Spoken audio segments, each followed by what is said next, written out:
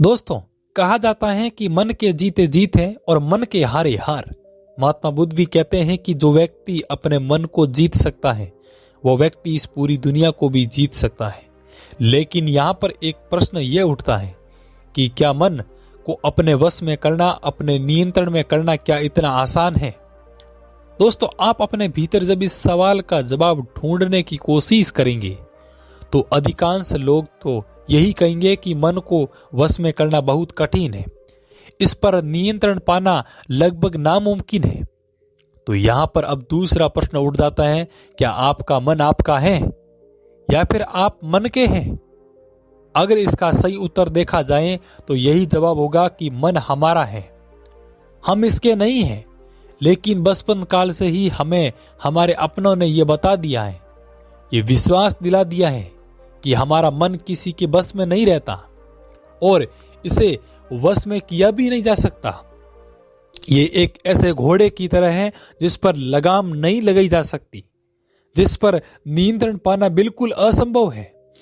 और जैसा कि हमने पहले से ये सीखा है कि हमारे मन को नियंत्रित नहीं किया जा सकता है, जिस कारण हम इस पर कभी भी नियंत्रण पाने की कोशिश भी नहीं करते हैं। लेकिन आज की ये वीडियो, आज की ये कहानी आपको यही बताने वाली है कि आप अपने मन पर पूरी तरह से नियंत्रण पा सकते हैं। इसे आप अपने वश में कर सकते हैं और अपने हिसाब से इसे चला सकते हैं।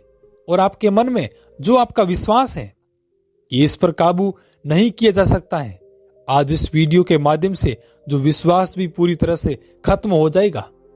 और दोस्तों, ये जानने के लिए आपको इस कहानी को अंत तक बने रहना होगा। बहुत समय पहले की बात है, किसी नगरी में एक वैरागी रहा करता था। वैरागी यानी वो इंसान जिसने सब कुछ छोड़कर अपने जीवन में केवल एक लक्ष्य बना लिया है और उसी के पीछे वो लगा हुआ है। और कोई भी व्यक्ति बेवजह तो कभी वैरागी बनता ही नहीं। वैरागी बनने के पीछे कोई ना कोई कारण अवश्य होता है।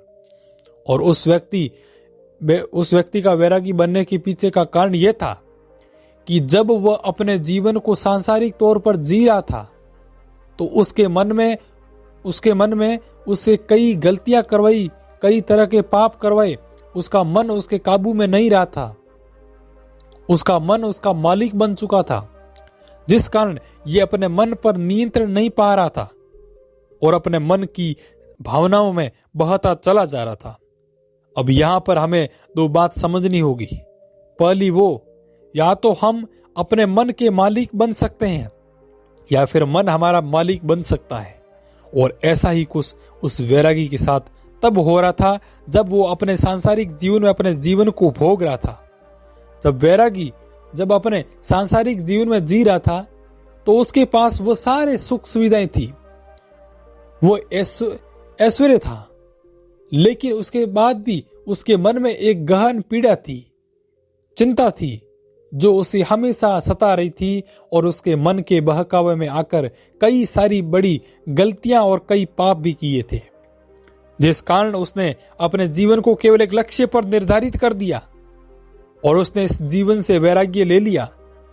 जब वो वैरागी बना, उसके बाद उसने अपने सांसारिक जीवन के सभी लोगों से दूरी बना ली।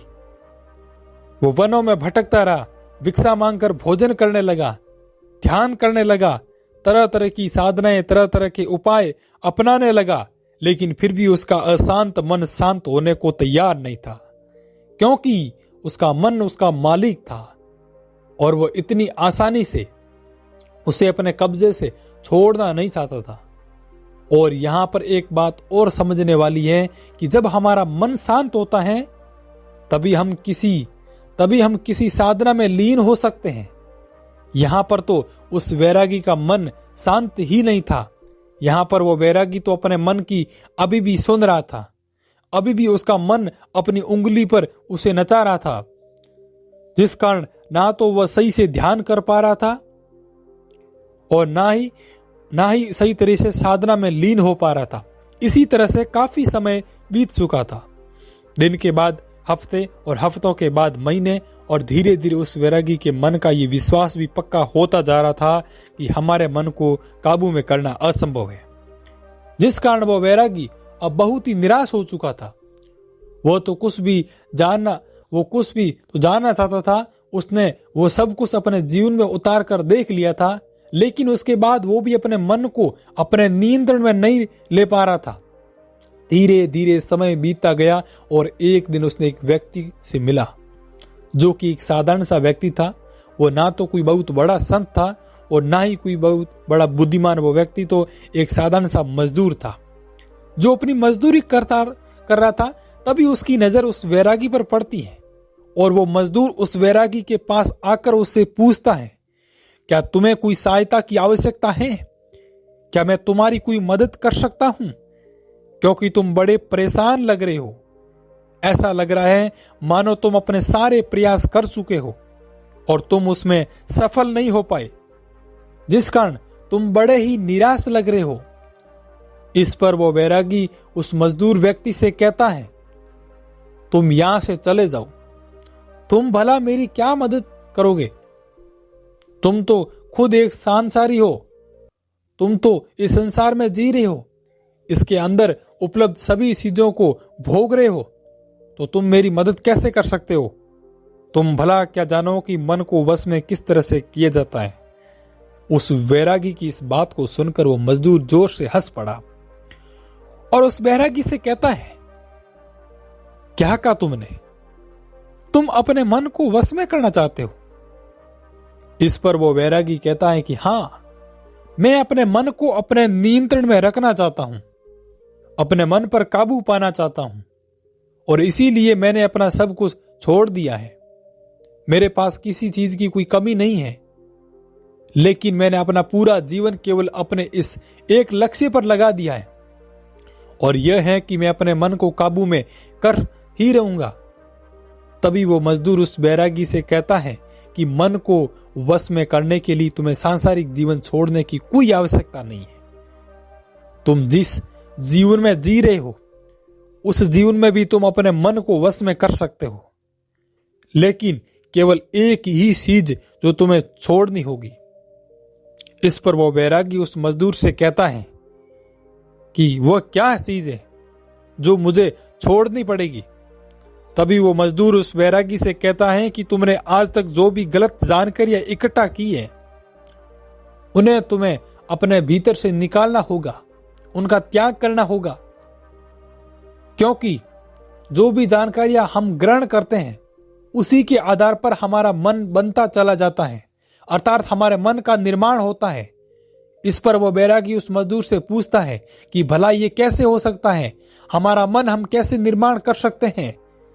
इस पर वो मजदूर बैरागी से कहता है कि मान लो आज तक तुमने कभी भी सेब का स्वाद नहीं सका है, तो क्या तुम्हारा मन कभी भी उस सेब को खाने के लिए कर सकता है?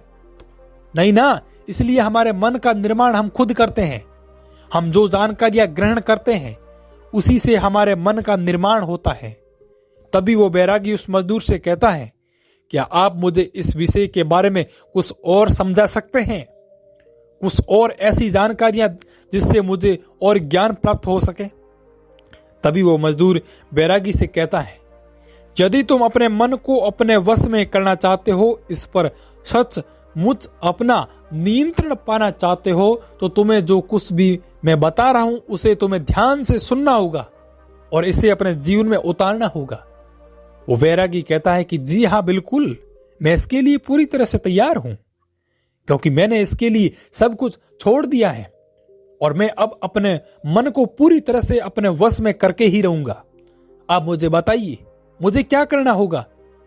इस पर वो मजदूर उस बैरागी से कहता है, तुम तब तक अपने मन को वश में नहीं कर सकते जब तक तुम अपने मन की जड़ों को देख नहीं सकते। जिस प्रकार जब एक बीज पौधे में परिवर्तित होता है तो उसकी जड़ें मिट्टी में नीचे की ओर धंसती चली जाती है, वह अपनी जड़ों को फैलाता चला जाता है। जितनी ही वो जड़ मजबूत होगी उतना ही वो पौधा मजबूत होता जाएगा। इसी प्रकार हमारा मन भी है, इसकी भी जड़ें होती हैं जो जानकारियों के आधार पर होती है। इसीलिए हमारा मन हम खुद निर्माण करते हैं और वह भी उन जानकारियों के आधार पर जो हमने बचपन से अभी तक ग्रहण की है और हमारे भीतर जानकारियां ग्रहण करने की 5 द्वार होते हैं। पहला द्वार हमारी आंखें हैं, जो हम देखते हैं और फिर चाहे अच्छा हो या बुरा हो, कुछ भी हो सकता है, जो हमारे मन के लिए हमारे मन में एक बीज की तरह काम करता है। दूसरा द्वार हमारे कान है, जिससे हम सुनते हैं, अच्छी हो या बुरी, सभी प्रकार की बातें, सभी प्रकार की जानकारियां जो बीज को अंकुरित करने का काम करते हैं। और तीसरा द्वार है हमारी जीभ, जिसमें हम किसी भी चीज का स्वाद सकते हैं, और ये सब हमारी याददाश्त के तौर पर हमारे मस्तिष्क में हमेशा के लिए एक याद बनकर रह जाती हैं। और चौथा, खुशबू या बदबू, जो भी हम सूंघते हैं, ये सारी एक याद बनकर हमारे दिमाग में दर्ज हो जाती है। और 5वां द्वार है याददाश्त, जिस चीज को हमने एक बार कर लेते हैं या हम एक बार कर लेते हैं तो उसे हम बार बार भी कर सकते हैं, और ये हमारे मन में याददाश्त के तौर पर दर्ज हो जाती है। इन 5 तरीकों से हम अपने जीवन में, हम अपनी जीवन शैली से, अपने आसपास के लोगों से, अपने समाज से जुड़ी जानकारियां इकट्ठा करते हैं, और ये सभी जानकारियां हमारे अंदर के बीज के तौर पर हमारे मन में चल दी जाती है, और धीरे धीरे ये एक पौधे, और पौधे से फिर एक वृक्ष का रूप ले लेती है।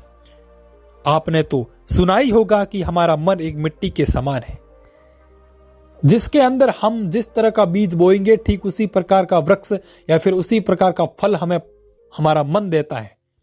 और ठीक इसी प्रकार यदि आप आज एक गलत जानकारी अपने भीतर यानी अपने मन को देते हैं, तो वही जानकारी आपको आगे चलकर एक बड़े रूप में देखने को मिलेगी, यानी कि एक बड़े से विशाल वृक्ष के तौर पर आपका मन वही आपको लौटाएगा।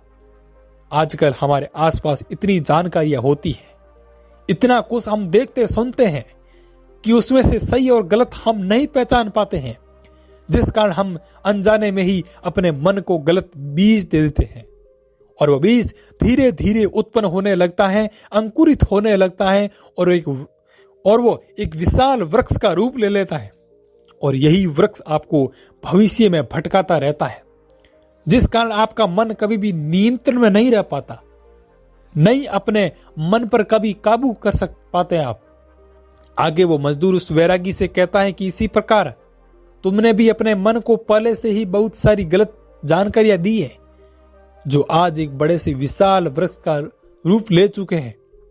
तुमने अपने मन के अंदर गलत बीज बो रखे हैं, और इसी कारण आज तुम अपने मन को अपने काबू में नहीं कर पा रहे हो।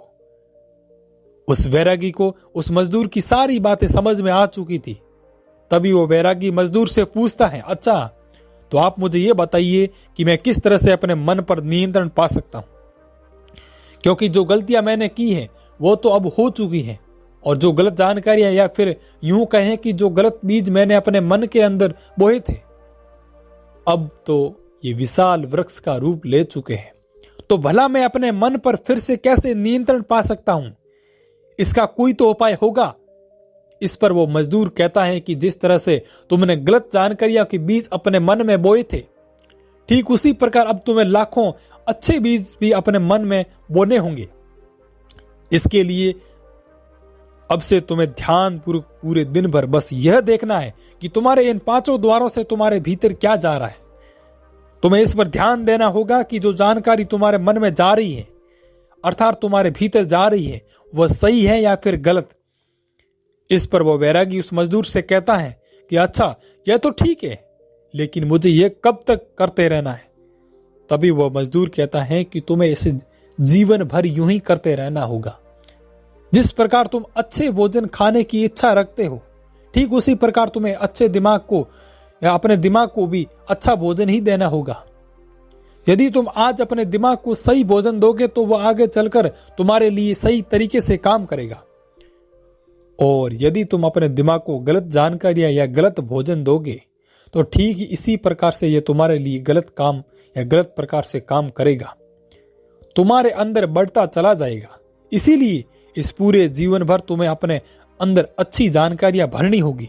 तुम्हारे भीतर क्या जानकारियां सही हैं और क्या गलत है, इस पर ध्यान देना होगा, और तुम्हारे भीतर जो जानकारियां जा रही हैं वह सही है या गलत, इस पर भी तुम्हें ध्यान देना होगा। इस जीवन में हर पल तुम्हें 2 विकल्प मिलेंगे, पहला जो तुम्हारे लिए सही होगा और दूसरा तुम्हारे लिए गलत होगा, और इसका चुनाव तुम्हें ही करना होगा और तुम्हें ही ये समझना होगा कि तुम्हारे लिए क्या सही है और क्या गलत है। पर मेरी एक बात याद रखना कि जब भी तुम सही का चुनाव करोगे तो शुरुआती में तुम्हें थोड़ी सी तकलीफ होगी, थोड़ी सी पीड़ा उठानी पड़ेगी, लेकिन ये पीड़ा ज्यादा समय के लिए नहीं होगी। आगे चलकर ये पीड़ा ही तुम्हें मीठे फल प्रदान करेगी और इससे तुम्हें यह भी पता चल जाएगा कि तुम्हें अपने लिए क्या सही सुनना है।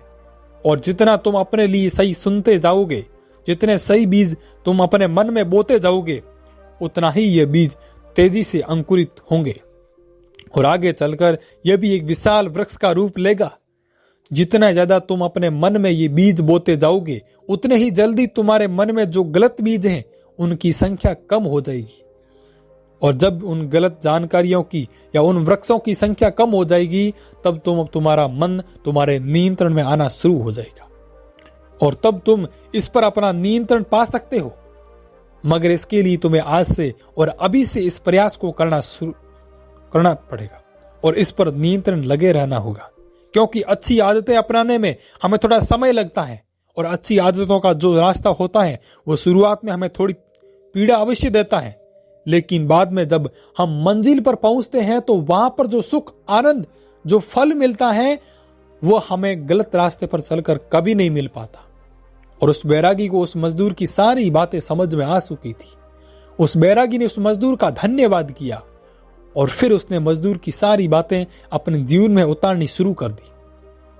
दोस्तों, उम्मीद है कि आप आज ये जरूर समझ चुके होंगे कि आप अपने मन को किस तरह से काबू में कर सकते हैं, अपने मन पर किस तरह से अपना नियंत्रण पा सकते हैं। उम्मीद रहे कि आपने आज इस वीडियो से जरूर कुछ ना कुछ सीखा होगा। तो आज की इस वीडियो को लाइक और अपने दोस्तों के साथ शेयर करना बिल्कुल भी मत भूलिएगा और साथ ही साथ हमें सपोर्ट करने के लिए चैनल को सब्सक्राइब और घंटी बटन को भी जरूर दबा लेना। मिलते हैं एक ऐसी वीडियो में, तब तक अपना ख्याल रखें और इस बने रहिए। और आज की वीडियो में इतना ही, मिलते हैं नेक्स्ट वीडियो में, तब तक बने रहिए। जय भारत, जय हिंद, धन्यवाद।